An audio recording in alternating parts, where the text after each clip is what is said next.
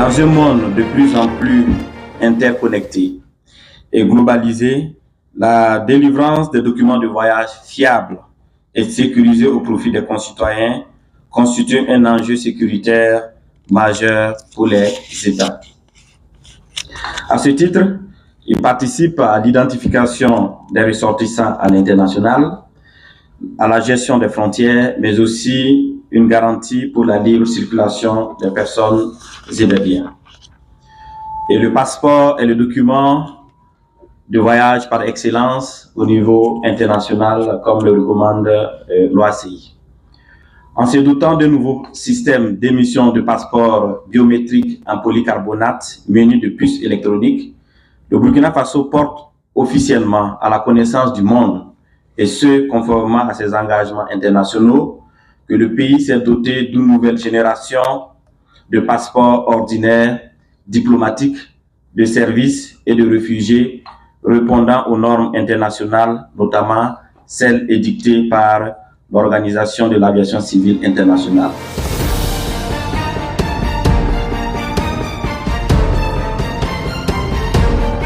Alors, comme innovation majeure, je peux citer entre autres, déjà, première innovation majeure, c'est le pré-enrôlement en ligne. Vous avez tous remarqué que, alors avec ce système, nous pouvons faire un enrôlement en ligne en fournissant les données alphanumériques. Et cela permettra de réduire les temps d'attente au niveau des services passeports parce que déjà, au niveau du logiciel, on aura déjà les données des usagers. Deuxième innovation majeure, c'est le déploiement du système au niveau international, notamment dans nos missions diplomatiques et consulaires. Voilà. À ce niveau, actuellement, nous constatons des longs temps d'attente au niveau de nos missions diplomatiques. Alors, il n'est pas rare souvent de voir nos compatriotes à l'extérieur faire 6 mois ou 1 an d'attente avant de rentrer en possession de leur passeport. Désormais, avec ce système, il s'agira pour nos compatriotes d'aller vers ces missions diplomatiques ou consulaires, se faire enrôler et le même jour, les données sont transférées au niveau central et les passeports sont émis le même jour, quitte à ce que maintenant ils s'attachent au service des transferts, DHL ou Western Union pour pouvoir se faire déposer leur passeport à leur adresse indiquée. Et la troisième innovation, c'est le renforcement des éléments de sécurité. Vous savez aussi que la qualité d'un passeport découle entre autres de la robustesse des éléments de sécurité. Et au niveau de la salle, vous avez vu, on a expliqué que on passe d'une page biographique en papier fiduciaire vers une page biographique en polycarbonate. C'est une des exigences de la 8e édition de l'OACI. Le Burkina Faso s'est doté de cette technologie, de cette page en polycarbonate, et c'est un élément essentiel de sécurité pour nos passeports.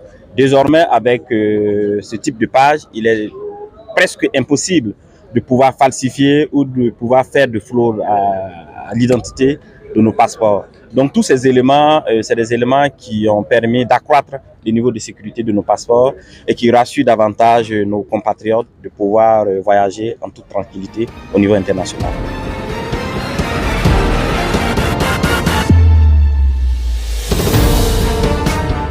Alors, le prix n'a pas changé, c'est toujours 50 000, mais comme expliquait le DG ONI, nous avons prévu également d'autres dispositifs pour pouvoir quand même accorder certaines commodités au niveau des services de production des passeports.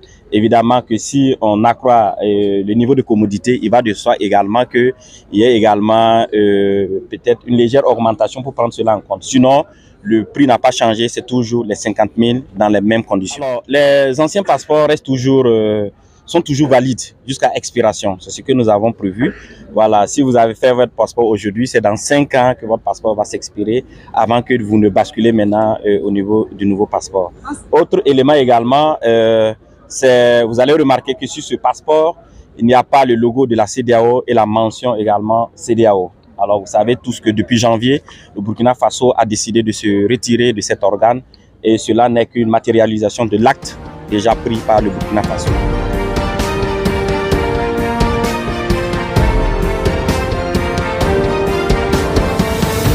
L'Organisation internationale de l'aviation civile, chaque année, promouvoir des nouveaux caractéristiques de sécurité qui doivent être intégrés dans les différents documents de sécurité.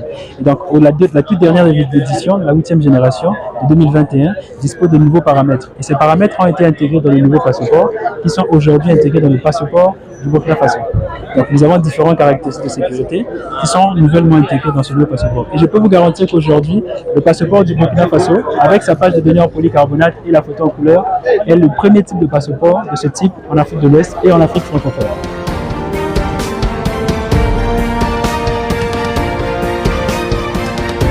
Les difficultés rencontrées sont été plus liées dans le cadre du temps de projet. Je pense que tous les médias ont été informés de la date de signature du contrat. Normalement, dans ce type de projet, il faut 1 année, voire 2 ans pour réaliser ce type de projet. Donc, lors de la date de signature du contrat qui s'est fait récemment en mai, il nous a fallu à peine 100 jours pour pouvoir lancer ce projet. Ce qui est un exploit dans le cadre de ce type, dans cette industrie.